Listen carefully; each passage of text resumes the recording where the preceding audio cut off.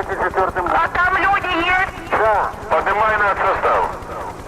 поднимаю. Начальника поднял. Так всех весь офицерский состав, офицерский корпус поднимай. Леонид Алексеевич. Алло, Припять, 3 и 4 блок горит крыша в результате аварии взрыва. Уверен, давай. Так уже подтвердили? Не подтвердили, авария там произошла у них. Это диспетчер Припяти сказала. Пожарная охрана. Алло, Иванков? Да. Значит, вы выезжаете в Припять? Алло? Да, я слышу. На атомную станцию выезжаете. Там 3 и 4 блок горит крыша. Алло, Полесская? Да. Вы, значит, выезжаете на атомную станцию, там горит крыша 3 и 4 блока. Қайырлы күн. Осыдан 35 жыл бұрын, яғни 1986 жылы 26 сәуірде Украинаның Чернобыль қаласындағы атом электр станциясының 4-ші блогы жарылды. Апаттың зардабын жою жолында 100 мыңдаған сарбаз отан алдындағы борыштарын атқарды. Алайда атом электр станциясы сепкен ажал уынан құтыла алмады. Апат зардабын жоюға нақты қанша қазақстандықтың қатысқаны әлі белгісіз. КСР қорғаныс министрі yazып қол қойған нөмірі 045 құпия бұйрығында залалсыздандыру жұмыстарына жасы 30-ға жеткен әрі үйленген 2 немесе одан да көп баласы бар азаматтар ғана тартылсын. Бұл жұмысқа тартылу мерзімі 3 айдан аспасын деп жазылған. Алайда апатты залалсыздандыруға жастары 20-ға толмаған әскерге шақырылғандар да тартылған. Тіптен 2 жыл қатарында сонда әскери қызметін өтегендер де болыпты. 26 сәуірдегі апатты тек 2 күннен кейін ғана Правда газеті қатардағы жағдай ретінде көрсетіп, 2 адамның өлгенін жазғанды. Шын мәнінде бірінші күн-ақ мыңдаған адам қаза болған. Апат ошағы Киевтен 157 шақырым қашықтықта еді. Соған қарамастан мұнда 1 мамыр мерекесі де аталып өтіпті. Тек келесі күннен бастап апатты аймақтан халықты көшіруді бастаған. Алайда алдын ала дайындықтың жоқтығынан, психологиялық көмек көрсетілмегендіктен апатты аймақтарды қамтыған Киевтен миллионнан астам тұрғын өз беттерімен қашып көшкен. Араға 2 аптадан артық уақыт салып, 14 мамырда ғана ККП орталық комитетінің бас хатшысы Михаил Горбачев орталық теледидар арқылы апаттың болғанын ресми жариялады. Ядролық реактордың от жалыны 300 метрге дейін көтерілген. Жарылыс кезінде салмағы 1 тоннаға жететін темір жабулар мен бетондар аспанға ұшып, атом отынына жалғанған 1661 арна ашық қалған. Одан шыққан атом отыны ауамен араласып, желмен бірге айналға тараған. Жарылыс кезінде жұмыста 4500 адам болыпты.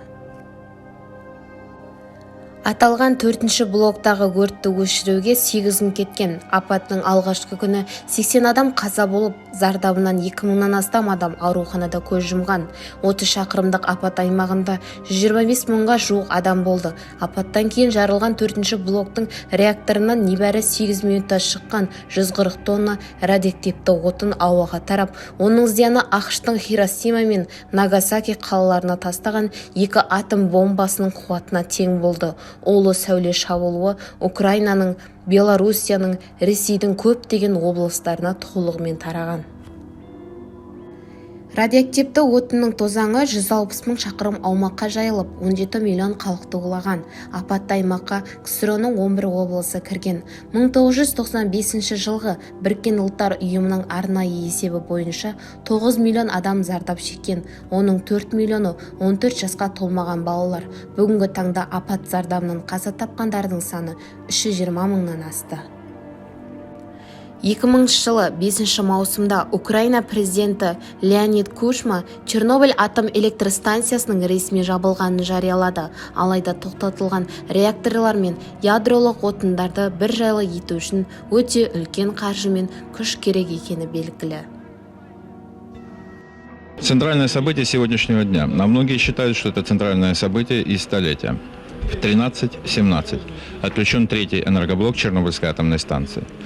Отключен навсегда.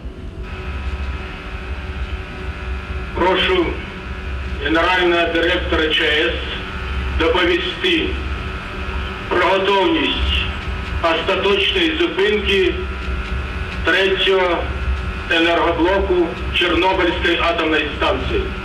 Энергоблок номер 3 Чернобыльская АЭС к окончательному останову готов. На виконання рішення України і міжнародних зобов'язань нашої держави наказую розпочати роботи по остаточному виведенню з експлуатації третього блока Чернобыльской атомной станции. Начальник смены Личищев. Произвести окончательный останов энергоблока номер 3 Чернобыльская АЭС в соответствии с технологическим регламентом и инструкциями. Вас понял. Произвести окончательную остановку третьего блока Чернобыльской АЭС в соответствии с технологическим регламентом и эксплуатационными инструкциями. Правильно, выполняйте. Принято. Внимание, блочный щит. Вюр баштовой. Заглушить реактор ключом АЗ-5. Команду понял. Заглушить реактор ключом аварийной защиты 5. Выполняйте. Понял. Приступаю. Внимание на блочном. Приступаю к заглушению реактора ключом аварийной защиты 5.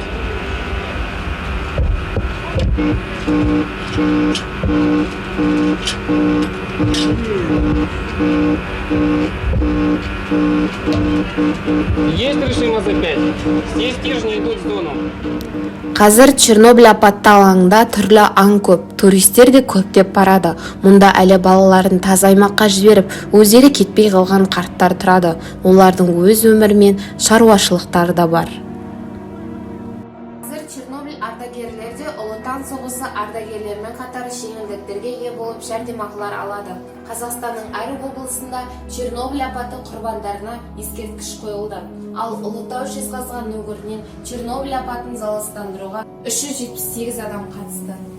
2019 жылы 26 сәуірде Жезқазған тарихи археологиялық музейінде Жезқазған қаласының 65 жылдығы аясында Чернобыль апаты ғасыр қасірет атты экспозицияның ашылу салтанаты өтті. Экспозицияда Жезқазған қалалық Чернобыль жаңғырығы бірлестігінің төрағасы Мұхит Үңгітбаевтың жеке заттары қойылған.